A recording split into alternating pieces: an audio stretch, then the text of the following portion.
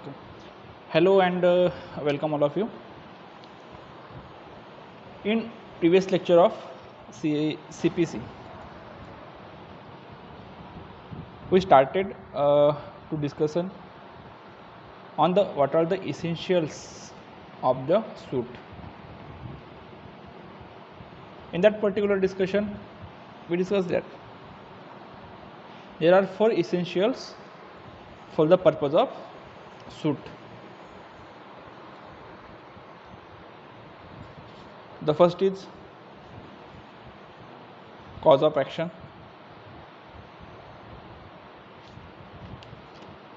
Okay. Then another is a subject matter. In subject matter, we also discuss there are 2 kinds of subject matters. First is which is in property in nature, and another is a personal in nature. Now, the third most important elements to the suit, that is parties to the suit.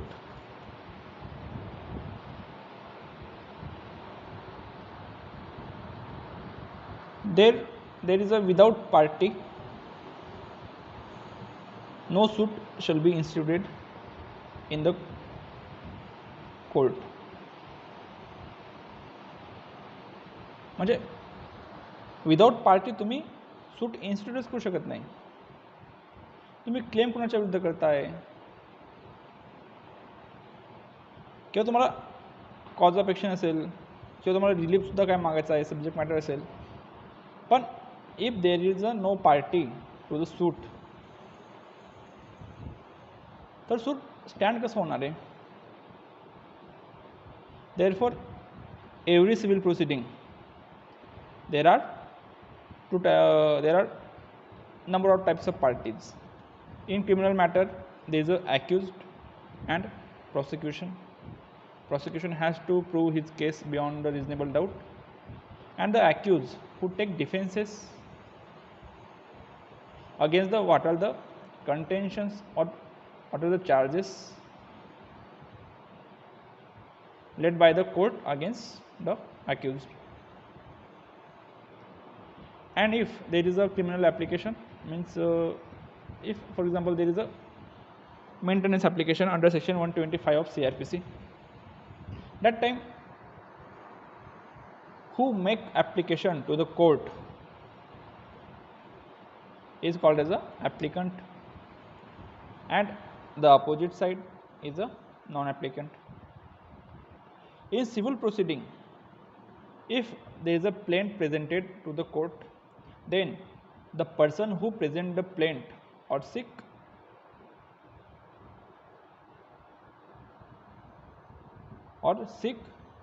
तर काय मागतोय तो,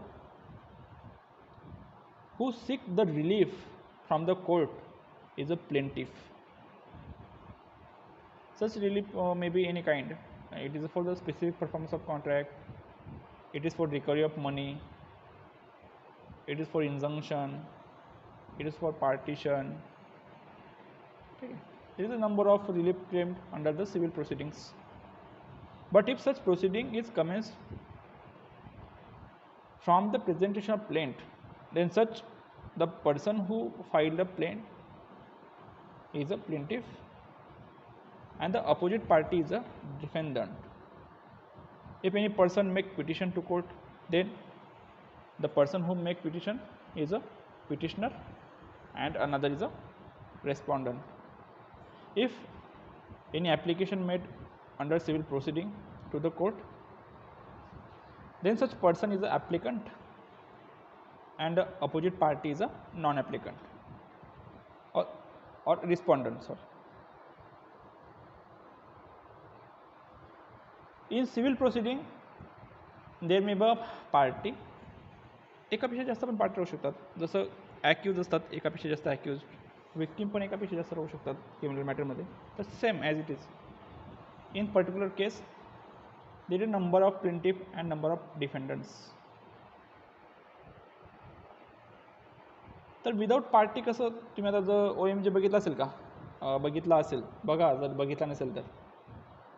कांजीभाई त्याची दुकान पडते, मग तो insurance claim करतो, पण इन्शुरन्स सांगता की it is a act of God.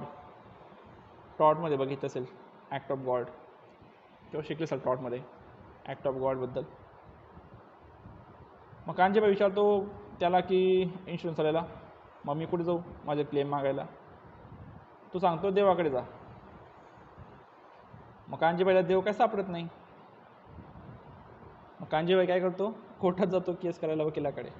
मग वकिलांची गर्दी असते, मग त्याला एक वकील घेऊन जातो की सांग काय केस आहे. तर म्हणे माझे पैसे, दुकान पाडली म्हणे माझे पैसे घ्यायचे म्हणे. मग वकील त्याला विचारतो की नाव काय, चला ठीक आहे, कोणाला नोटीस पाठवायची आहे, नाव काय त्याचं? भगवान. मग त्याचं नाव पुढे मागे काय आडनाव सरनेम वगैरे, आता काही सरनेम वगैरे काय असेल भगवानचं? तर नाही म्हणे असं सरनेम वगैरे काही नाही म्हणे, तर त्याला फक्त भगवान म्हणतात म्हणे. बाकीचे लोक कोण त्याला कृष्ण म्हणतो म्हणे, कोण राम म्हणतो म्हणे, असं ठीक, विथ ड्यू रिस्पेक्ट. तर भगवान आणि कोण राम म्हणतं, कोण कृष्ण म्हणतं. आता ठीक आहे म्हणे, भगवान ऑब्लिक राम ऑब्लिक कृष्ण. मग पुढे विचारतो तो वकील की हा भगवान राहतो कुठे म्हणे? तर तो सांगतो म्हणे असं मला काय पत्ता वगैरे माहिती नाही, पण मंदिरात राहतो म्हणे. वकिलाला वाटतं की मंदिरात राहतो म्हणजे काय पुजारी वगैरे असेल किंवा काय असेल. पण जेव्हा त्यावर नंतर कळतं की भगवान म्हणजे आपला वरचा भगवान, तर तो वकील त्याला हाकलून लावतो. सांगायचा मुद्दा म्हणजे जो कपाट, पण सांगायचा मुद्दा हा की for the purpose of instituting of plaint or civil suit, for that purpose there must be a party. ठीक आहे. तर प्लेंटिफ आणि डिफेंडंट या दोन पार्टीज झाल्या. Plaintiff a person who wants some relief from the person on his opinion. कोणाच्या ओपिनियनने? तो जो पर्सन ते हे मागतोय प्लेंटिफच्या ओपिनियनमध्ये, such person breaches the any condition of contract or violates the legal right of such plaintiff, and for that purpose such plaintiff is entitled for the relief accordance with the law. Relief काही पण असू शकतं, आपण already discuss केलं. ठीक आहे. तर आता सिव्हिल मॅटरमध्ये एकपेक्षा जास्त पार्टी असू शकतात. मग त्याला काय म्हणतो आपण? Joinder of parties. आणि समजा जर एखादी पार्टी जर काही कामाची नसेल किंवा तिचं काही जॉईन करून काही फायदा नाही आहे, तर त्याला काय म्हणतो? आणि तरी जी जॉईन केली असेल तिला काय म्हणतात? Non joinder of misjoinder of parties. And if any party to the suit is a necessary party or proper party is not joined for the suit, then such case is a non-joinder of parties. तर order 1 bare act असेल तर order 1 काढून बसा. तर order 1 said about parties to suit. ठीक आहे. Rule 1 says that who may be joined as a plaintiff? The person who are entitled to join as a plaintiff. All persons may join in a one suit as a plaintiff where any right to claim in respect of or arising out of the same act or transaction or series of acts or transactions is alleged to exist in such a person, whether jointly, severally, or in the alternative and. If such persons brought the separate suits, any common question of law or fact would arise. साधं आणि सरळ. Any right to relief in respect of or arising out of the same act or same transaction. For example मैत्रीवाले, मैत्री माहिती असेल, नाही माहिती तर तपास करा. मैत्रीवाले एक रॅकेटसारखं होतं, फसवणूकसारखं, की ग्रामीण भागातून पैसे एक सेविंगच्या नावाखाली जमा करायचे आणि ते काय करायचे की सेविंगच्या जमाखाली बऱ्यापैकी सेविंग जमा करून घेतली आणि त्यांनी काय जे जमादार होते त्यांना वाऱ्यावर सोडून दिलं किंवा ते फ्रॉड केलं त्यांनी. ठीक आहे. तर जेवढे पण लोकांना त्यांनी मैत्रीवाल्यांनी फसवलेलं आहे, तर सगळ्यांचं arising out of the same act, सगळे त्या सेम ॲक्टमध्ये आहेत किंवा सेम ट्रान्झॅक्शनमध्ये आहेत किंवा the series of act or series of ट्रान्झॅक्शनमधले आहेत. And if such persons brought the separate suit, अशा सगळ्या, आता समजा एखादी गावात 50 लोक असतील, 50 लोकांनी जर सेपरेट सूट दाखल केले, प्रत्येकाने सेपरेट सूट प्रेझेंट केलं कोर्टात, then the common question of fact or common question of law will be arise. इथं क्वेश्चन ऑफ फॅक्ट किंवा काय असेल की मैत्रिणी यांना फसवलेलं आहे का, बरोबर. तर मग सगळ्यांचा हा कॉमन क्वेश्चन अराईज होईल. त्याच्यामुळे जेवढे पण व्यक्ती आहेत तर ते ॲज अ प्लेंटिफ म्हणून त्यांना जॉईन केलं जाईल. ठीक आहे. But if the circumstances that, आता अशा लोकांपैकी एक जण आहेच, खूप श्रीमंत आहे, ज्याचे 50,000 रुपये गेले, 100,000 रुपये गेले असतील, आता तो विलिंग नाही आहे सूट दाखल करण्यासाठी. तर कोर्टाला वाटलं की याची काही गरज पण नाही आहे आणि याच्यामुळे अननेसेसरी डिले होत आहे. तर अशा वेळेस तर तो डिले टाळण्यासाठी जे लोक आहेत त्यांचं सूट दाखल करून घेतलं जातं आणि त्या माणसाला सांगतं की तुझं सेपरेट, त्याला इलेक्शनवर सोडलं जातं की तू सेपरेट सूट दाखल कर किंवा नको कर. ठीक आहे. पण जेवढे त्याच्यात आहेत बाकी व्यक्ती, तर त्यांचं सूट दाखल करून घेतलं जातं. नंतर rule 3 says about the who may be joined as a defender. आता हे जॉईंडर ऑफ प्लेंटिफ कोणतं वरचं rule order 1 rule 1 it says about the joinder of plaintiff. आता एक अजून दुसरं उदाहरण सांगतो तुम्हाला सेम ॲक्ट आणि सेम ट्रान्झॅक्शनमध्ये, सेम ट्रान्झॅक्शनबद्दल की कोणतं उदाहरण आहे म्हणून. तुम्ही पिक्चर बघितला सर कोणता, बाप नंबरी बेटा 10 नंबरी म्हणून आहे पिक्चर. तर मूवी बघत जा, म्हणजे अशा कामं सोडून नाही, पण ज्या लिगल मूवीज आहेत किंवा थोडं काही शिकण्यासारखं असेल तर एक बरं असतं. तर त्याच्यामध्ये काय असतं की दोन म्हणजे बाप आणि मुलगा असं लोकांना फसवण्याचं कामं करतात. मग अशा जे का गावामध्ये त्यांना सांगतात की सौदीमध्ये कामं आहेत खूप, तिकडनं खूप श्रीमंत होऊन माणूस येतो, इकडे परत येतो. तर याच्यासाठी काय करतात ते, त्या लोकांकडून काही पर्टिक्युलर एक अमाऊंट चार्ज करतात आणि सगळ्यांना रात्री एका नावेत बसवतात आणि मुंबईच्या एका कोपऱ्यापासून फिरून रात्री दुसऱ्या कोपऱ्याला पाठवून देतात, बरोबर. मग त्यांना वाटतं की आपण आलो याला, पण त्यांना नंतर कळतं की आपण फसवलेले गेलो आहोत. ठीक आहे. तर हे सगळे लोक जॉईंडर ॲज अ प्लेंटिफ म्हणून येतील, कारण सेम ॲक्ट किंवा सेम ट्रान्झॅक्शनमध्ये आहेत. And if such person brought the separate suit, then same question of law or same question of fact will be arise. ठीक आहे, समजलं असेल. तर rule order first rule 3 told about who may be joined as a defendant. All persons may be joined in one suit as a defendant where same any right to relief in respect of or arising out of the same act or transaction or series of acts or series of transaction is alleged to exist against. तिथं काय होतं, alleged to exist in म्हणजे त्याच्या याच्यात होत आहे आणि याच्या विरुद्ध होत आहे. ठीक आहे. Allege to exist against such persons whether jointly, severally or in the alternative and if separate suit will be brought against such persons, any common question of law or fact will be arise. Same, if separate suit will were brought against such personच्या विरुद्ध जर same हे केलं,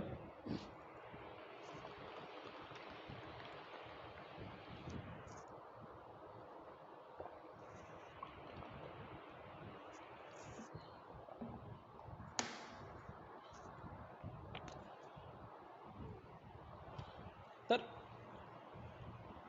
if the separate suit were brought against such person आणि वरती काय होतं प्लेंटिफमध्ये by person against such person, then same any common question of law or fact will be arise in that particular याच्यामध्ये. ठीक आहे, इन दॅट पर्टिक्युलर केस याच्यामध्ये ते झालं plaintiff of joinder of plaintiff and joinder of defendant. आता बघा, समजा एखादी व्यक्ती आहे, त्याचं सूटशी काहीच घेणं देणं नाही आहे. जसं 496 मध्ये असतं की नववधूच्या बहिणीचं काही घेणं असो नको नसो, पण तिचं पण नाव असतं क्रुएल्टीच्या याच्यामध्ये, क्रुएल्टी टू मॅरिड वुमनच्या याच्यामध्ये. सेम समजा एखाद्या सूटमध्ये एखाद्या व्यक्तीचा संबंध असला किंवा नसला, तरी पण जर त्याचं नाव टाकलं गेलं, म्हणजे त्याच्या अगेन्स्ट सूट दाखल गेलं, तर हे मिस जॉइंडर ऑफ पार्टीज झालं. ठीक आहे, and if a party who is necessary for the suit is not joined as a party, whether it is a plaintiff or defendant, तर ही केस असते नॉन जेंडर ऑफ पार्टीज.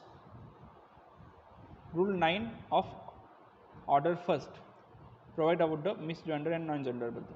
ठीक आहे, no suit shall be defeated by reason of the misgender or non-gender of parties,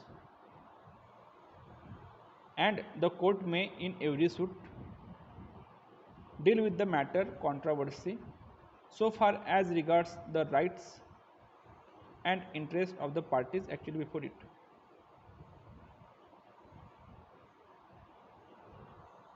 समजा एखादी party आहे, ती party याच्यासाठी आवश्यक आहे सूटसाठी, पण तिला जर जॉईन केली नाही तर त्याचा इफेक्ट काय होतो. The non joinder of parties may be 2 types. First is the party who is proper party not join to the suit, and another is a necessary party.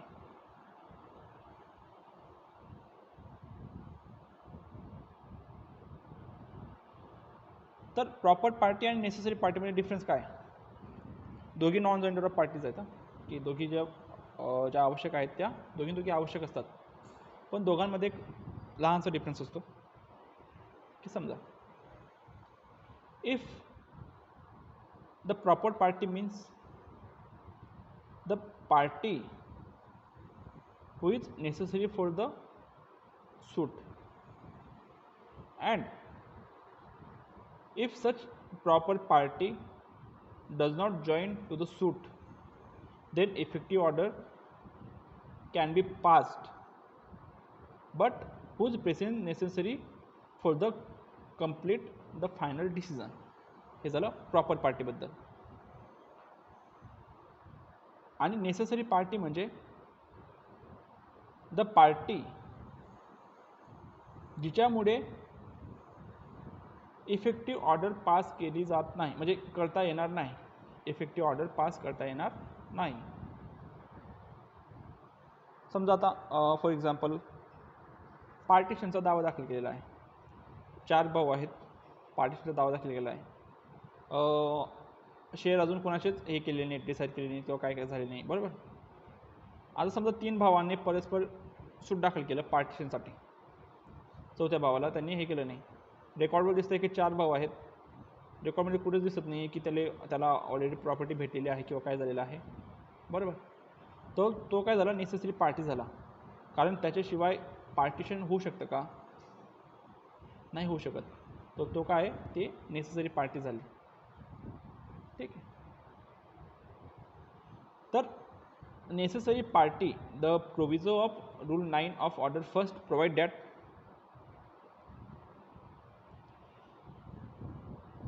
provided that nothing in this rule shall apply to non-joinder of a necessary party. Means, if any party who is a necessary party for the suit is non-joined, then such suit is liable for the defeat, or the suit defeat होऊ शकतं if necessary party does not join to the particular suit. ठीक आहे. तर हे necessary parties, joinder of parties आणि non joinder of पार्टीजबद्दल होतं. त्याच्यानंतर the next important essential for the purpose of institution of suit, that is relief claim. ठीक आहे. तर such relief may be any multiple kinds for the purpose of a contract. There are multiple reliefs available in the breach of contract. One is a specific performance, another is a damage, injunction. ठीक आहे. तर हे जे relief पाहिजे असतात तर ते सूटमध्ये claim केलं पाहिजे. तर हे इसेन्शियल ऑफ सूट होतं. याच्यानंतर महत्त्वाचा आस्पेक्ट आहे कोणता, तर ज्युरिडिक्शन ऑफ सिव्हिल कोर्ट्स. पहिले थोडक्यात आपण हायरार्की बघून घेऊ की सिव्हिल कोर्टची हायरार्की कशी असते. तर बहुतेक हे सिव्हिल कोर्ट्स ॲक्टमध्ये दिलेलं असेल की त्यांचं हायरार्की कशी असते. सबऑर्डिनेट कोर्टला सगळ्यात वरती येतो प्रिन्सिपल डिस्ट्रिक्ट जज. त्याच्यानंतर डिस्ट्रिक्ट जज फर्स्ट, सेकंड, थर्ड असे त्याचे बाकीचे असतात, पण प्रिन्सिपल डिस्ट्रिक्ट जज हा वरती. त्याच्या खाली सिव्हिल जज सिनियर डिव्हिजन, त्याच्यानंतर सिव्हिल जज ज्युनियर डिव्हिजन, CJJD आणि CJSD असं त्यांना म्हटलं जातं. तर यांचं ज्युरिडिक्शन कसं असतं की एक पिक्युनियरी लेवल पण असतं आणि सब्जेक्ट मॅटरवर पण असतं. ठीक आहे. आता सब्जेक्ट मॅटरवर कसं की समजा की स्मॉल कॉज जे कोर्ट आहेत तर त्यांना असं पार्टिशन, स्पेसिफिक परफॉर्मन्सचा दावा दाखल तिकडे त्यांना हे करता येत नाही, चालवता येत नाही. ठीक आहे. ते रेंटशी संबंधित असतील किंवा इतर ऑर्डर याच्याशी त्या मॅटरशी डील करतात. पण स्पेसिफिक परफॉर्मन्स ऑफ कॉन्ट्रॅक्ट तर ही मॅटर ते काय चालवत नाही. 5 लाखापर्यंत जर प्रॉपर्टीचं व्हॅल्युएशन असेल तर ते फर्स्ट इन्स्टंटला कुठे जाईल, CJJDला, ज्युनियर डिव्हिजनला, सिव्हिल जज ज्युनियर डिव्हिजनला. 5 लाखाच्यावर किती पण प्रॉपर्टीचं व्हॅल्युएशन राहू द्या, 100 करोड 200 करोड किती पण प्रॉपर्टीचं व्हॅल्युएशन राहू द्या, तर ते कुठे जाईल, सिव्हिल जज सिनियर डिव्हिजनकडे. ठीक आहे. मग अपील, समजा जर ते याची व्हॅल्युएशन जर प्रॉपर्टीचं 1 कोटीपेक्षा कमी असेल तर ती अपील जाते डिस्ट्रिक्ट कोर्टात.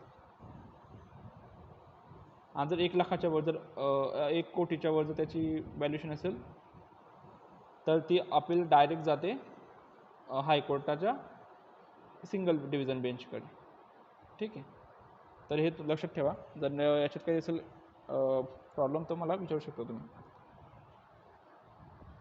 Then the next important topic of civil procedure code, that is jurisdiction of civil courts. तर वाईल डिस्कसिंग द CRPC तुम्हाला दिसलं असेल, म्हणजे तुम्ही वाचलं असेल तर ज्युरिडिक्शन म्हणजे काय. Jurisdiction is nothing but the extent of power of court to entertain a suit or application. Jurisdiction is nothing but the extension or limits of the power of the court for the purpose of deciding the suit or any application. The term jurisdiction not only include to the try any matter, but it also include the pass appropriate order. फक्त try करायची power नसते jurisdiction means, तर त्याला appropriate order pass करू शकतो, याची ही सुद्धा power ज्युरिडिक्शनमध्ये येते. Jurisdiction means I have authority to decide the matter.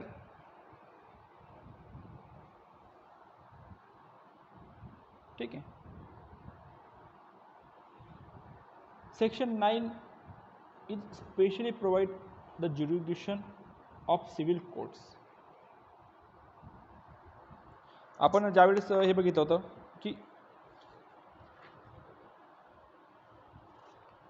Section 9 is a specially provide about the jurisdiction of civil court. तर ज्यावेळेस आपण ओबी जस्ट इन बी रेमेडीची मॅक्झिम बघितली होती, where there is a right there is a remedy, बरोबर. तर सेक्शन 9चं काय असतं की section 9 give a power to civil court to decide the matter. Court has a jurisdiction to try all matters of civil nature. Section 9 what said about section 9 say about the civil court has a jurisdiction to try all the matters which of civil nature is the पहिली condition. But except which are expressly or impliedly barred by the statute. जरी section 9 मध्ये काय सांगतं आपल्याला की power दिलेली आहे कोर्टाला की civil court has a power to decide all the matters of the civil nature, but such matter shall not be expressly or impliedly barred by the statute. पण असं असलं तरी काय की where no such restriction are imposed. समजा जर असे restriction नसते, फक्त तेवढं असतं अवरचं क्लॉज की the civil court has a jurisdiction to decide the all the matters, आणि पुढचं ते हेच नसतं, प्रोव्हिजनच नसते, तर अशा केसमध्ये ते जे ज्युरिडिक्शन आहे त्याला अनलिमिटेड ज्युरिडिक्शन म्हटलं जातं. अनलिमिटेड की त्या ज्युरिडिक्शनला काही लिमिटच नाही आहे. ठीक आहे.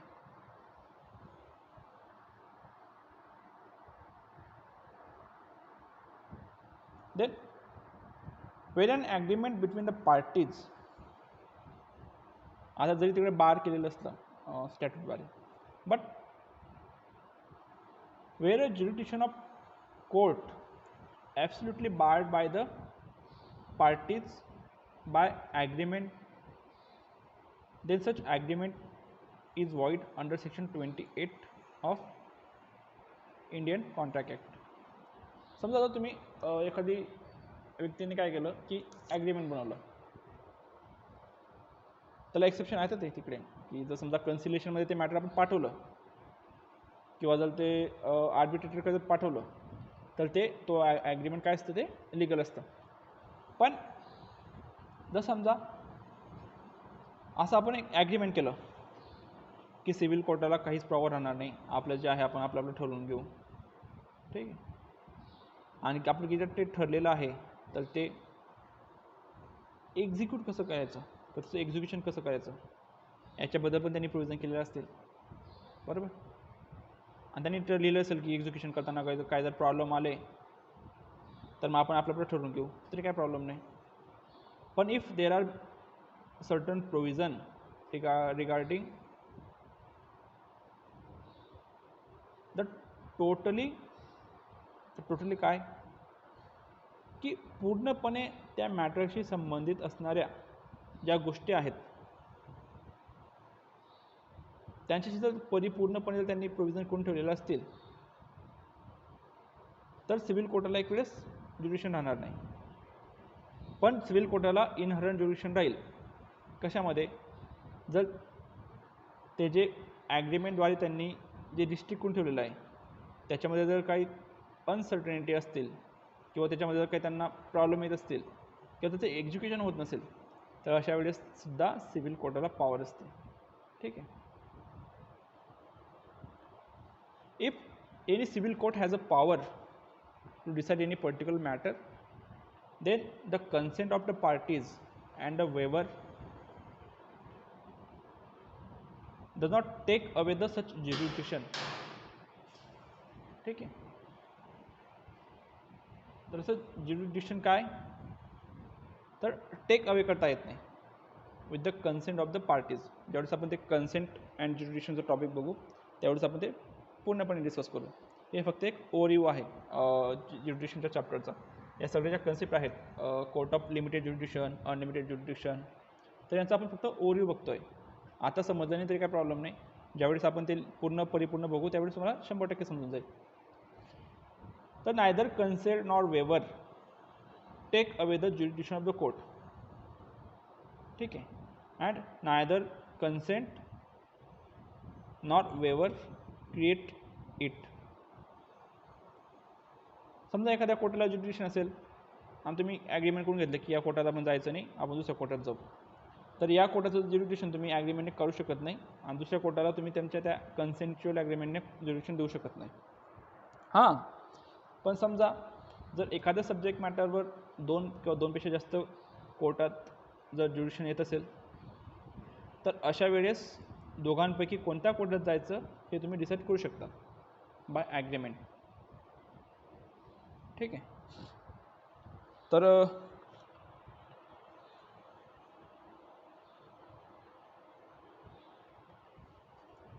परत समजा आता एखाद्या कोर्टाला जर पॉवरच नव्हता, एखादी ज्युरिडिक्शन त्याला पॉवरच नव्हता आणि त्याने एखादी डिक्री किंवा जजमेंट देऊन टाकला तर त्याचा इफेक्ट काय होईल. वेदर सच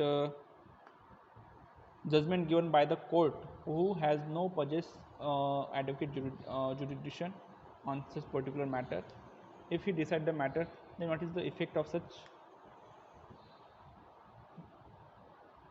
नंतर समजा एखाद्या कोर्टाला ज्युरिडिक्शन होतं